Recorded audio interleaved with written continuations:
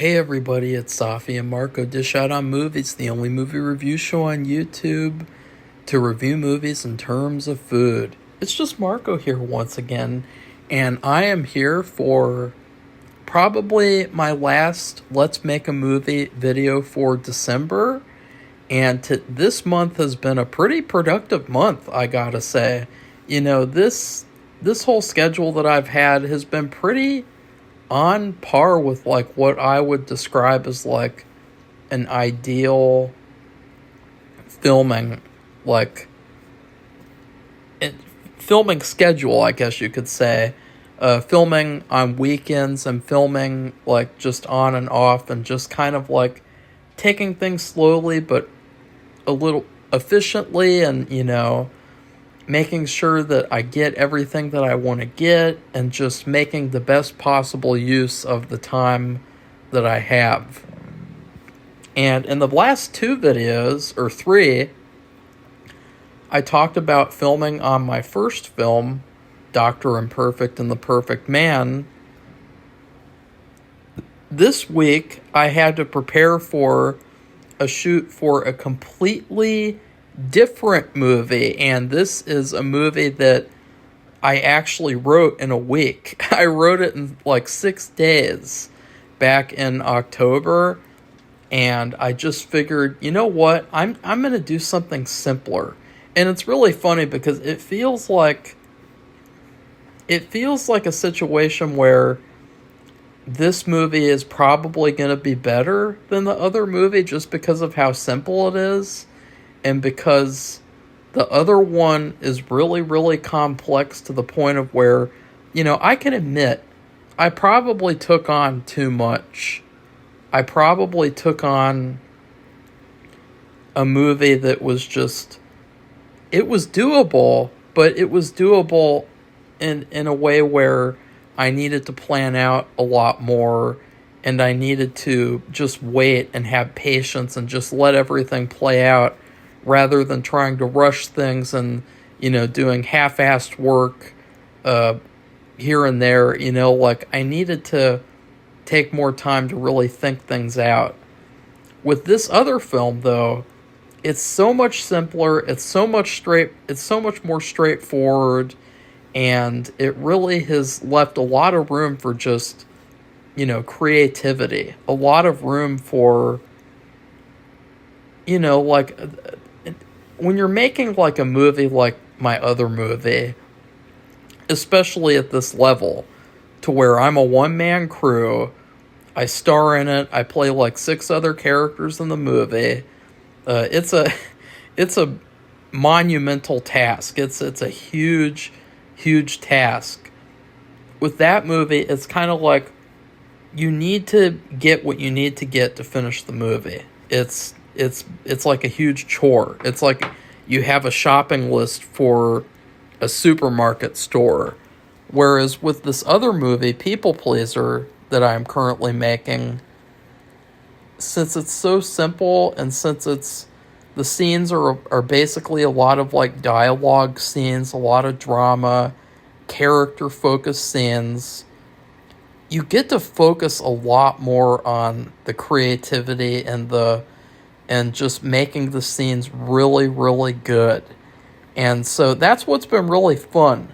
I thought maybe it would be kind of boring. Like, that's what I think sometimes when I watch like Stanley Kubrick movies. Oh wow, it must have been really boring to just shoot this wide shot of people walking down a hallway for an entire day. But I've actually come to really like doing this type of thing. I've come to really like taking my time and really trying to make sure that what I'm getting is exactly what I pictured. Because I've already made the movie. I've already made both movies in my head. I've already seen how both movies look. I've already seen how the characters are supposed to be. The only thing left is to just film it. And so, first off, this whole experience was actually possible. Number one, because I found these two great actors to play my parents. One of them, whose name is Angelo, he was supposed to be Amy's father in Dr. Imperfect and the Perfect Man. And he backed out, or he didn't really back out, but I sent him the contract, and he didn't want to sign it because in the contract it said that he had to be available for 2 years. And he's somebody who takes contracts seriously because he knows that they're not just pieces of paper that adults sign so that they can feel like they're big boy adults. He signs them because he means business. So, he wasn't really into doing that, into being under the contract for 2 years. And so he kind of got scared away from that.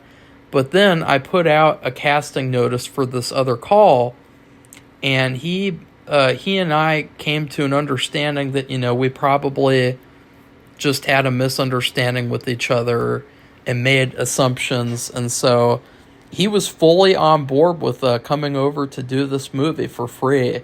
He didn't even, he was just like, hey, I'd really like to come over and do this. This is a really good script. And then I was trying to find the mom, and I had two actresses. One of them, she is actually, funnily enough, playing Amy's mom in Dr. Imperfect and the Perfect Man. She's playing Amy's mom because I just didn't really think that I thought that she'd be better as Amy's mom, so yeah. And then the other candidate just didn't end up auditioning, so I couldn't hire her, obviously. So I was kind of stuck between a rock and a hard place. I couldn't find someone to play my mom. And luckily, Angelo had just worked on a movie with another actress named Catherine, and he recommended her. And there you go. They had a great experience. They played a married couple in that other movie that they were just in. And so now they came again to play a married couple with me. And it worked out really nicely because a lot of this casting process and these casting experiences, they're really draining physically, they're really draining mentally, and you just get sick and tired of trying to find people. It's like trying to find a needle in a haystack. So I was really lucky for that to work out the way that it did. It worked out perfectly, and I would go so far as to say that it was meant to happen. Then let's talk about, now here's another thing that I had to do in order to shoot these sequences. I had to hire the co-leading character. Now this was a process because I was originally, I think I already told you guys this, I was originally supposed to film in early December with someone who just ended up not responding. So I had to push everything back, and it made me feel terrible because it made me feel like I'm making a bad impression on those other two actors who, for all they could think, it's just me who's being unprofessional, and I'm the one who decided to just not do it and to just not shoot. You know what I mean? So I was like, oh God, here we go again. And I put out a couple of casting calls to find this character. I found a lot of people who were okay. They didn't really fit the character, or they played the character so over the top that it was just borderline absurd. It was just so absurd, it was unbelievable. And I think, this isn't really a spoiler, but when you're playing an evil character or a character who's kind of mentally unstable, the last thing that you want to do is just make it super obvious all the time that you're mentally unstable. You know what I mean? A a lot of the times in real life, you interact with people and you don't even know what kind of psychological issues they have. And with this particular character, that was kind of part of it, was that, the main characters, they didn't really know that this person was this evil. And, of course, that's the whole plot of the movie, I mean, it's no spoilers, but that's, like, the synopsis, and so, or kind of like a confusing synopsis, because I haven't really told you everything, but, like, it was really tough to find this character because I really styled her after Lady Gaga in American Horror Story. And I felt like I wish that Lady Gaga could play this character, because she would be perfect. Like, she would be absolutely perfect. I bet she'd even win an Oscar. It would have been her second time playing a vampire, and it would have been really cool for sure if I had, like, that kind of budget to hire her, and I had a whole team and everything to help me. So I ended up finding someone who looked a lot like Lady Gaga. She looked like, I would say, like 70% like her. She also reminded me of my 6th grade math teacher in a weird way, which I thought could add to, like, the creepiness of the character, because I had this 6th grade math teacher / science teacher. She was a huge biatch. She would yell at people and she would make them cry. She was a terrible teacher. She was very loud and obnoxious.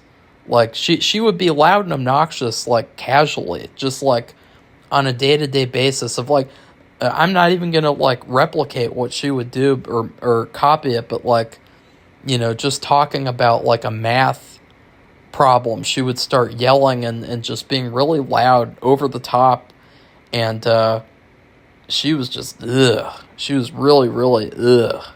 And I don't know what her problem was, but, yeah.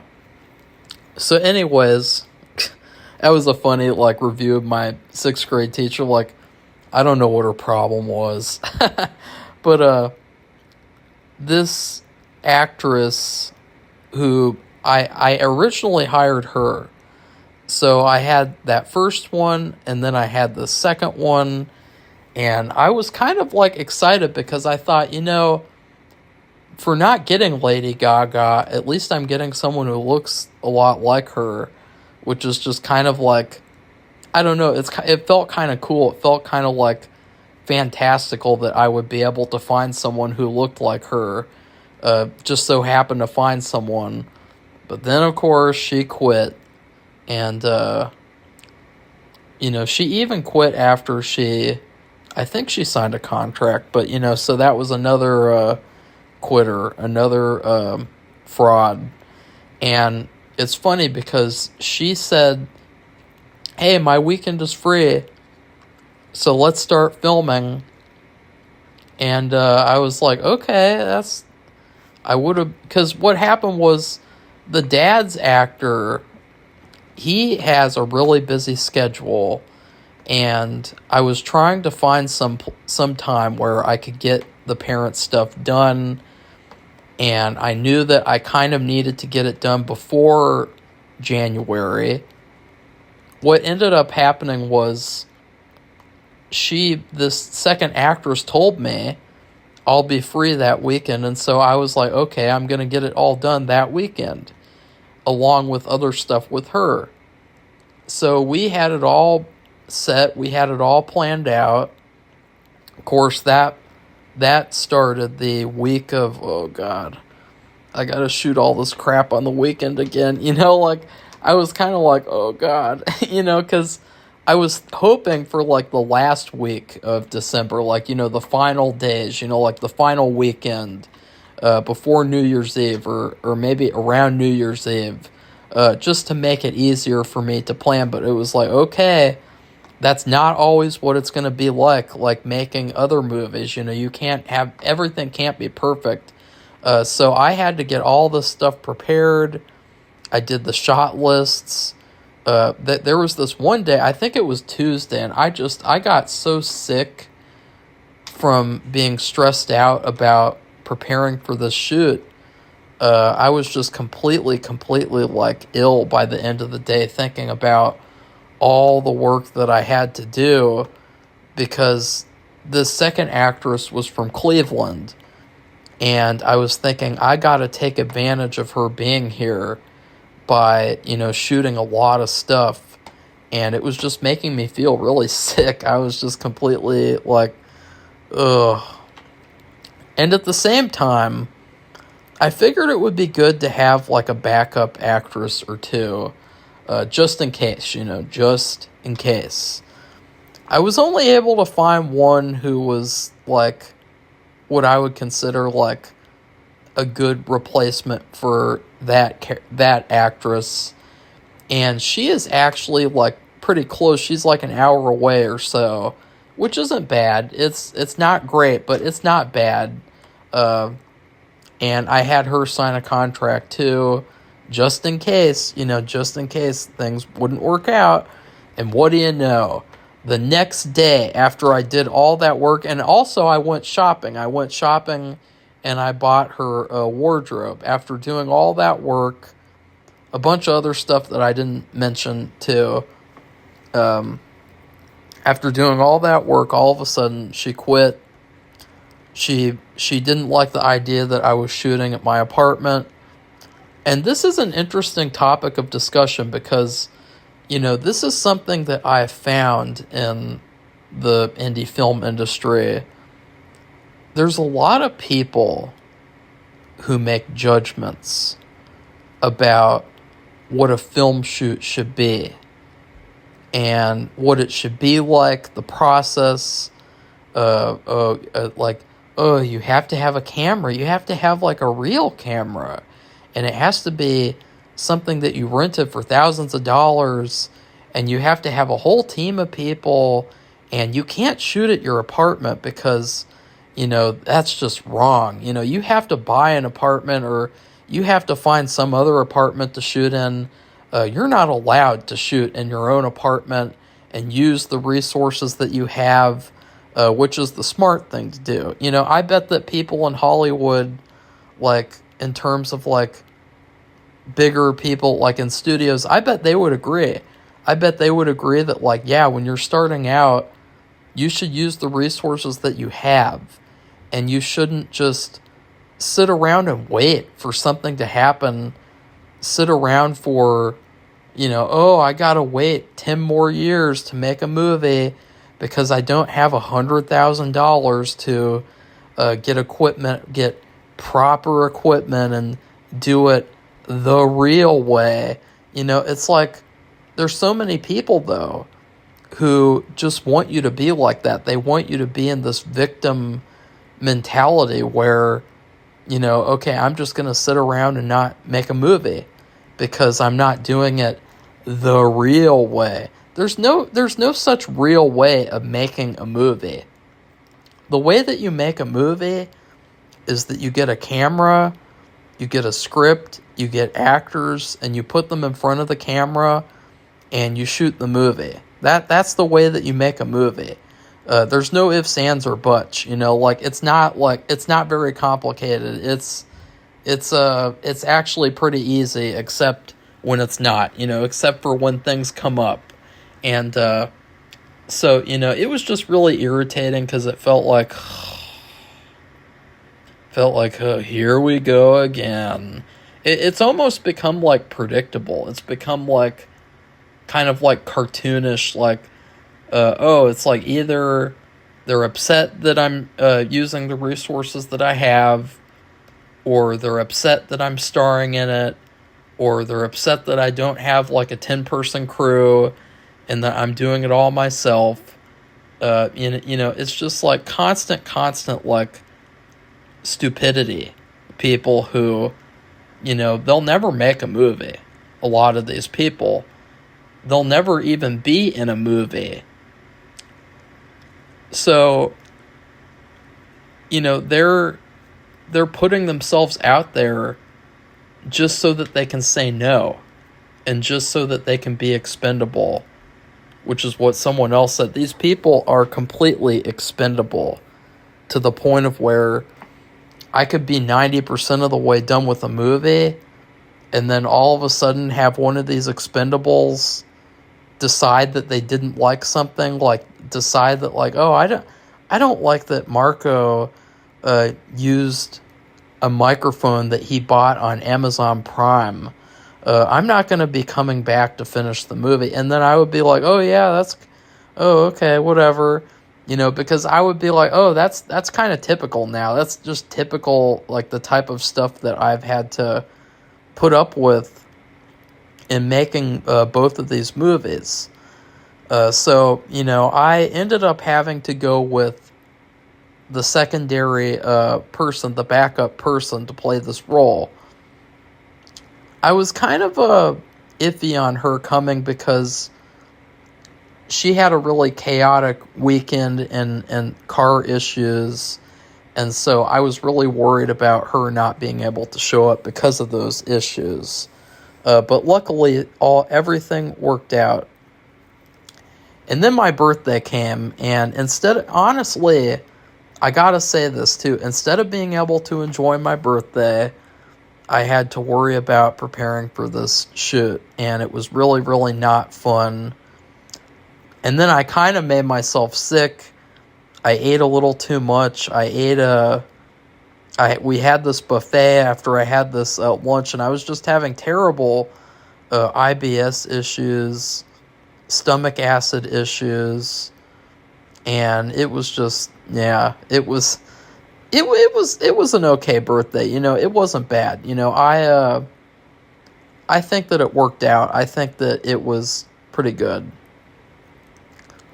I'm thankful for all that I got and for all the nice things that happened, whether how big or small that they were. But still, I was very stressed out. I think the thing that stressed me out the most was the fact that this shoot as well started at 8 in the morning. Because one of the father's actor, he comes from 3.5 hours away.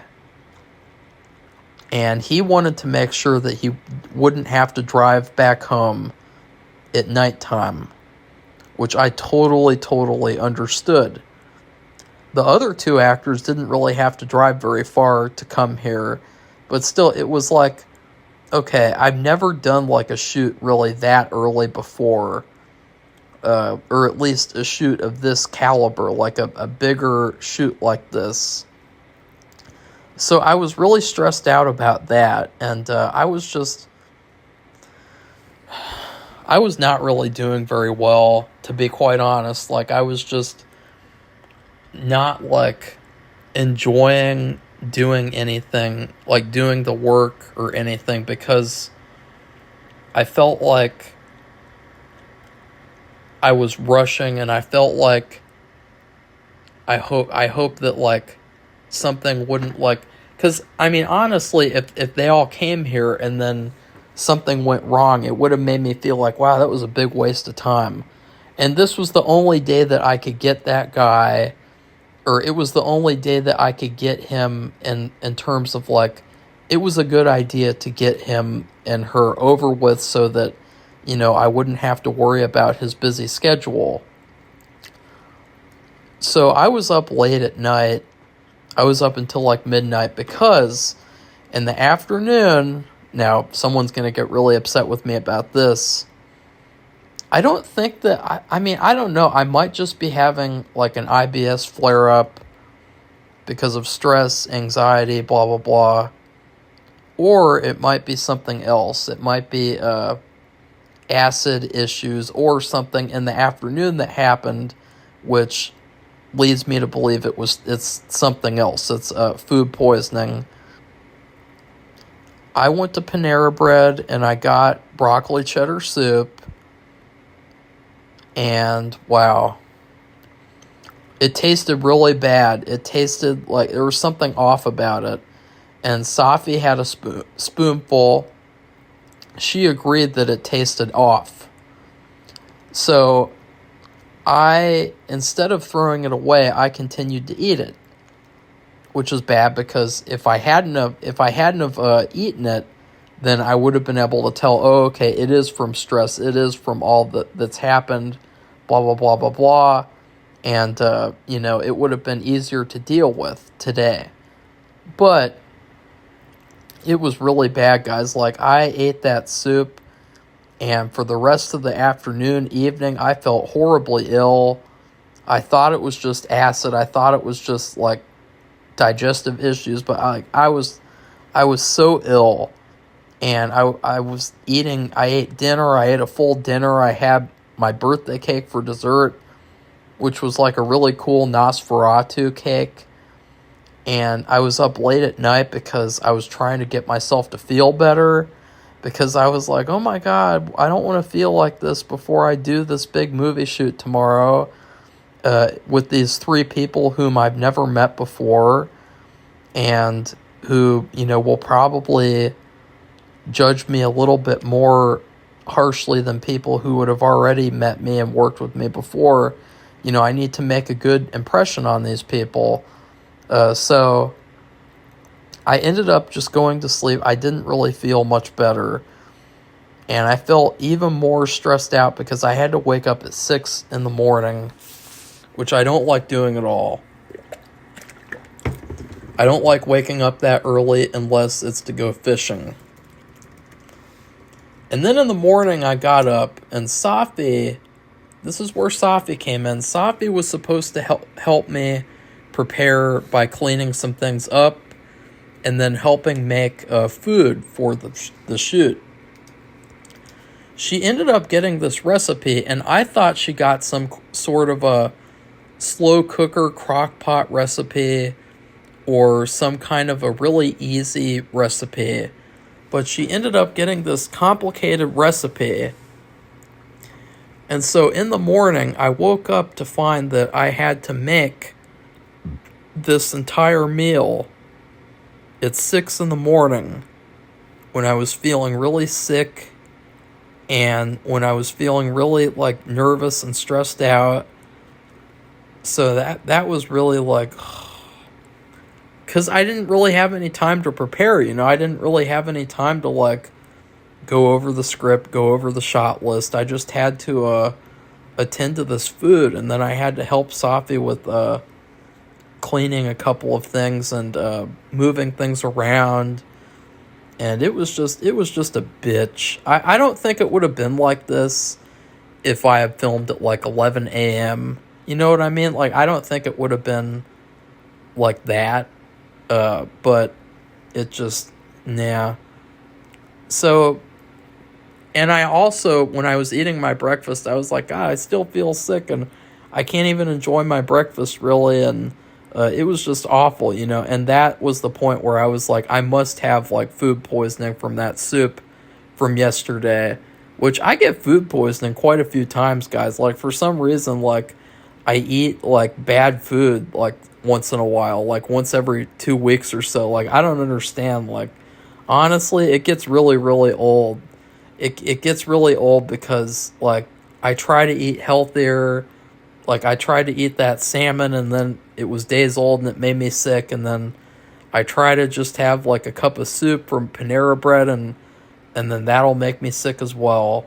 But Safi confirmed that it tasted bad, so she only ate, like, a little tiny bite, and she was like, ooh. She did not want to finish the rest of it. So I was feeling so ill that I asked Safi to go to Walmart and get Pepto-Bismol and get Gatorade and just stuff for when you get food poisoning and you feel really ill. And I just sat and kind of waited around for the actors to show up. The first actor to show up was Catherine, the mother character. And I thought that was funny because she was the only person who I really wasn't that familiar with. She was someone I didn't really talk to very much at all. And she seemed really nice, and she brought really interesting wardrobe choices for her character. And honestly, she did a much better job at getting wardrobe than I did, because the wardrobe that I got ended up not really working very well with the actress. It ended up looking kind of like, it just didn't look at all like what I intended. It looked like a completely different scene. It looked like a completely different look. And I feel like it should have been a certain way. And so I really I regret getting those things that I got at Goodwill. After all, I was rushing, and I should have figured something else out, and I should have really thought about it. Safi thought, it seemed like it would work. When I picked the stuff out, it seemed like the sweater and shirt would work, but it just did not work at all. It was just terrible. And then Angelo, he brought really good wardrobe as well. He brought a couple of options for me. He had like a trunk full of like interesting options of like, oh, here's this, here's this, here's this, here's this. And so, yeah, that was cool too. And then Angelo came, and then we started filming. And that was the point where I was like, oh no, is the other person not going to show up? Because she told me she was going to show up the day before. But luckily, she did end up showing up. And she was just a little late because of car issues. And but so that was fine. And, the shoot, I would describe the shoot as like, it was like a B or a B plus.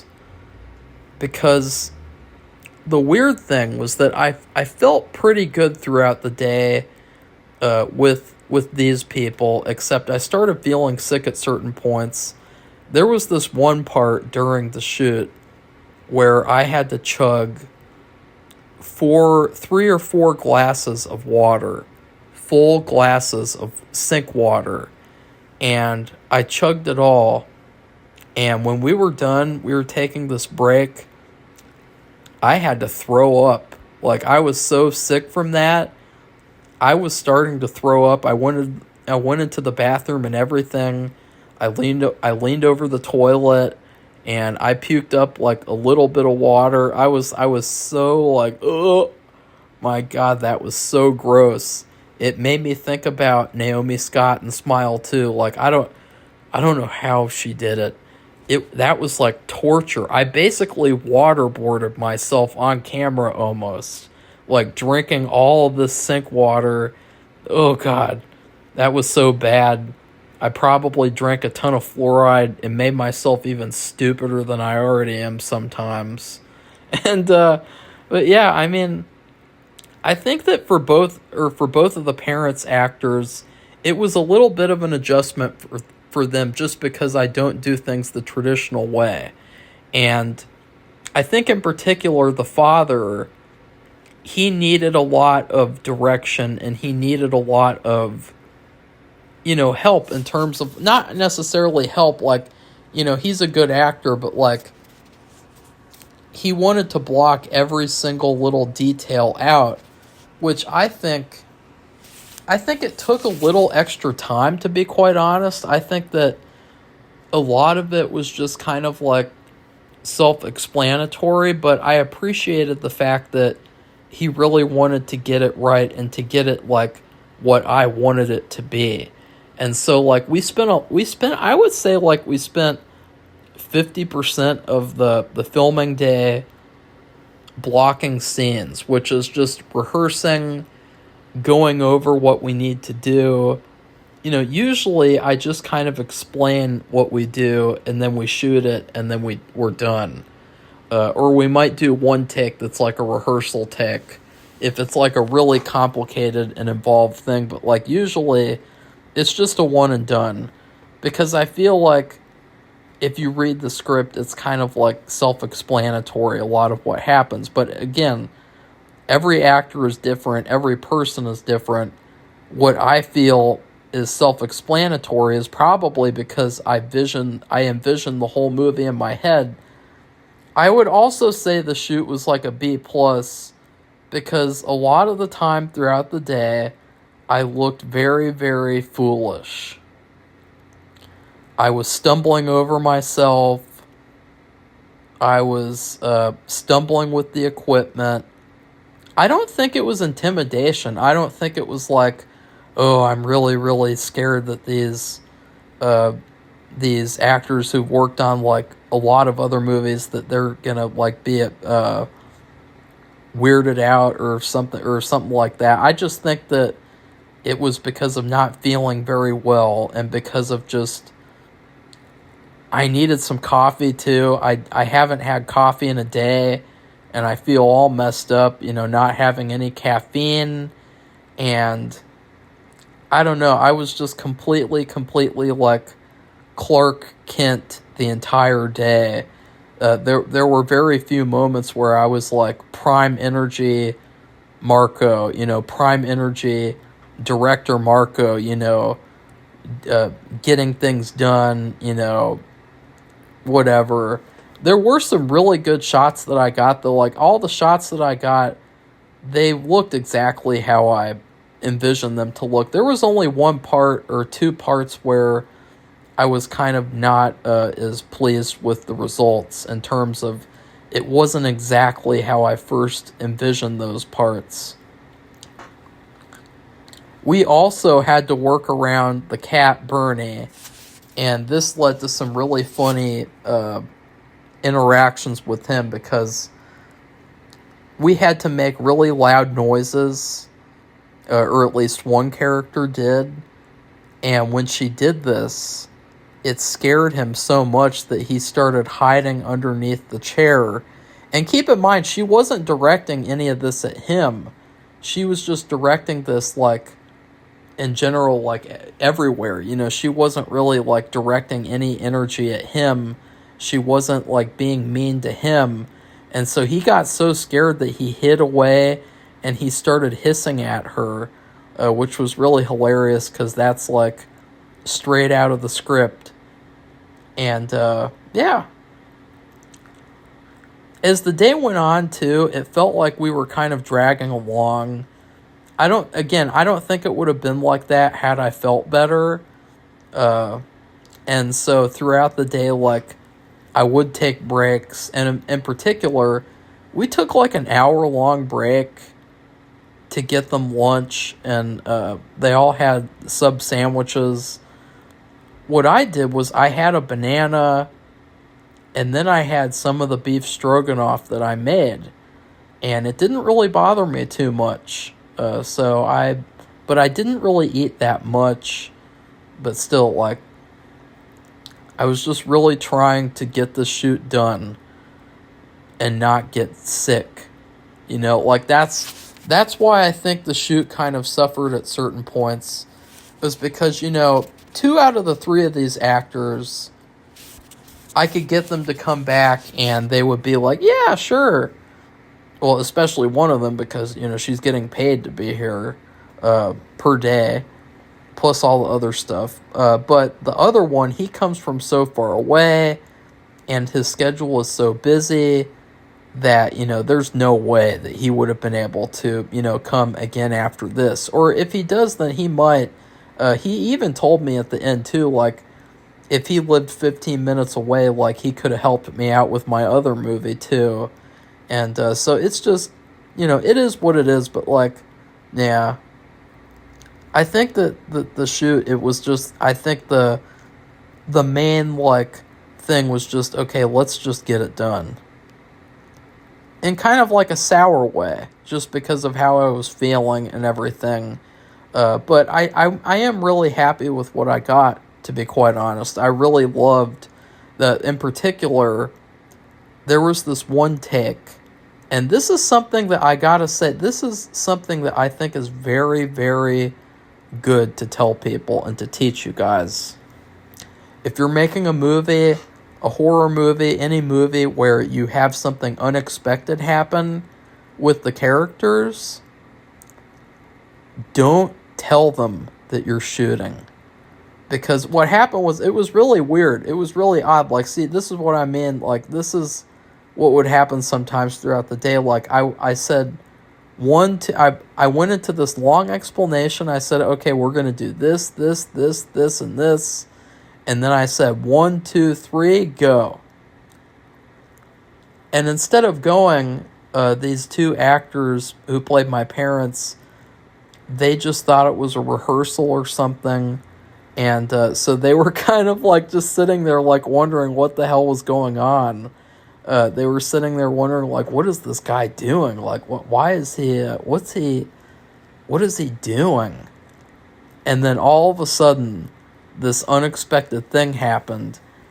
And it was so hilarious because the reaction that he gave was so much better and so much more genuine than the one that he ended up doing for the take where he actually did know that it was coming. Because in the take where the actors really knew that it was coming, well, they knew both times that it was coming, but, they didn't know that it would be for real the first time.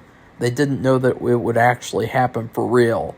But the second time, you could feel and kind of notice that they were looking around waiting for the thing to happen. And I think that totally ruined it because it just made it feel so fake and phony and artificial. Like, hey, let's look around and wait for unexpected thing to happen, as opposed to this really hilarious. I mean, this guy, he's been in a lot of movies, or I mean, a lot of them, like throughout the years. He's had a long career. He's been in the movie business for like 30 years on and off, and for him to react like that, it was just so perfect. It was just, I would say it was the greatest thing that I got the entire day. I also would like to announce that I am now able to do tracking shots if I have another person helping me, or if I'm not in the scene, because I was able to do this really, really nice tracking shot at the end of this scene, and it was perfect. And you know how I did it? I have that mini tripod that I got originally in 2022. I wanted to use it for the whole movie, and I thought it was like a Steadicam, but then I turned it on and it only worked vertically. Well, I figured out what you have to do is you have to press the button, and it makes it so that you're able to film horizontally in a steady way. So I managed to figure that out in the week leading up to filming, and it worked out perfectly to where it looked exactly how I wanted it to look. And yeah, I think that's oh yeah, and another thing that happened that I just, on a lighter note, or I guess not a lighter note, but just a note of like, yeah, there were 2 pennies on the floor. So there 2 lucky pennies. So I got one of them. I gave the other one to my mom's actress, because she had mentioned that on her last movie that on the way back home her car had caught on fire. So I felt like she needed the luck this time driving home. And I bet she got home safely, hopefully. Or else this would have been her last movie. And that would have been even more horrifying than the movie itself, So I'm pretty happy with the stuff that I got. I'm pretty happy with how the day turned out. I just wish that it would have turned out a little bit better in terms of, sometimes things work out because they're supposed to work out, but they're still not perfect. And I think that this was a perfect example of that, of like, it would have been a lot better if I could have been like on my A game. And I could have been on my A game so that I could, really, really get things done much faster, much more to where it's like when I film other sequences. So yeah, I think that's all I can talk about. I think that there's not really much else to mention. we took a lot of good behind the scenes pictures. I will say that was another great thing. You know, on a lot of the shoots that I've had, especially like the first ever shoot where I worked with other actors, I really regretted not taking pictures, more pictures like behind the scenes wise, with the other actors. So I was really happy that my father's actor decided to take a lot of behind the scenes photos. And yeah. So anyways, I just filmed for 3 weeks in a row. I think that that's the first time that I've ever done that in the history of shooting my other movie and then this one. And I still feel pretty ill. I'm still getting over whatever I got. And yeah, please like this video and comment and tell me to stop eating Panera Bread. I think that it's time now. I think that they have completely damaged the reputation that they've had with me. And I think that it doesn't help that they did not bring back the Cinnamon Toast Crunch Latte. In 2022 and 2023, they had this amazing drink called the Cinnamon Toast Crunch Latte. And it was like the perfect winter drink. It was nice, hot, cinnamony, just perfect, and they took it away. So, what are you going to do? Panera Bread continues to disappoint all. And then please subscribe to our channel if you'd like to continue seeing videos like this. Or should I say, streams of consciousness. So goodbye, everybody. See you soon.